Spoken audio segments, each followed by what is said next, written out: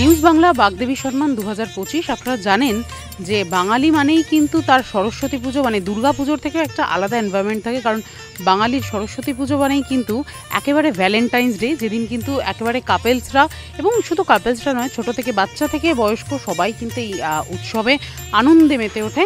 আর এই মুহূর্তে আমরা দাঁড়িয়ে রয়েছি একদম কেষ্টপুরের যে প্রফুল্ল কানন পশ্চিম অধিবাসী বৃন্দ, সেই পশ্চিম অধিবাসী বৃন্দের যে পুজো মণ্ডপ, সেখানে দাঁড়িয়ে আছি। দেখতেই পাচ্ছেন মা সরস্বতী কিন্তু একদম এখানে বিরাজমান। এবং সব থেকে বড় কথা হচ্ছে, আমরা সব জায়গায় দেখেছি মানে দুর্গা পুজো কালী পুজোয় থিম হয়, এখানে কিন্তু খুব সুন্দরভাবে এই যে মণ্ডপ, সেই মণ্ডপটাকে সাজানো হয়েছে।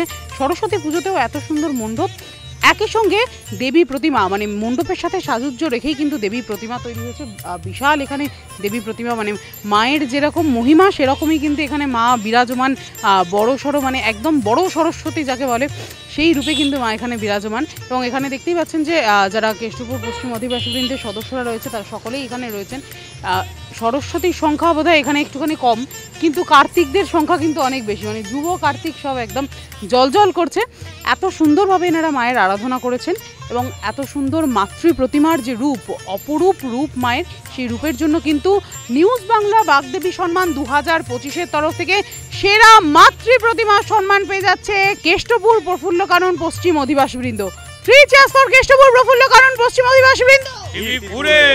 বলো সরস্বতী মাই কি জয়, বলো সরস্বতী মাই কি জয়, বলো সরস্বতী মাই কি জয়। আচ্ছা, কি বলবেন, কেমন লাগছে?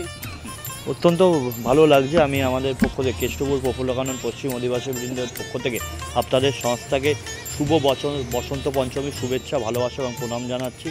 তৎসহ আমাদের যে পুজো কমিটির পক্ষ থেকে সকলকে শুভেচ্ছা জানাচ্ছি। সকলে সুস্থ থাকবেন, ভালো থাকবেন। প্রায় সবসময় ইন্সপায়ার করে। আমরা জানি জীবন যেমন সুর তাল ছন্দময়, কখনো ওঠা নামা থাকে, কখনো রিদেমেও সেরকম থাকে।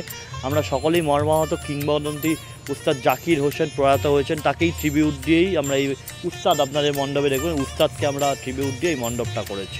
আমাদের মণ্ডপ নির্মাণ করেছেন আমার সৃজনশিল্পী সুদর্শন হালদার। এই অভিনব মাতৃ প্রতিমার মায়ের যে স্নিগ্ধ শান্ত রূপ, একটা এই অন্য ধরনের মায়ের একটা রূপ, সেটা নবকুমার পাল আমাদের প্রতিমার রূপ দিয়েছেন।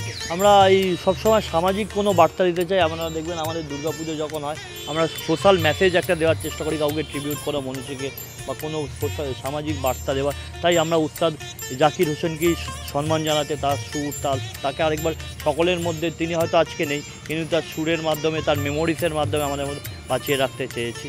আর আপনি যেটা বললেন আমাদের মধ্যে কার্তিকরা রয়েছে, সরাসরি নেই, কিন্তু আজকে সকালেই খুব সকালে পুজো ছিল, প্রায় 8টা থেকে পুজো শুরু হয়েছে।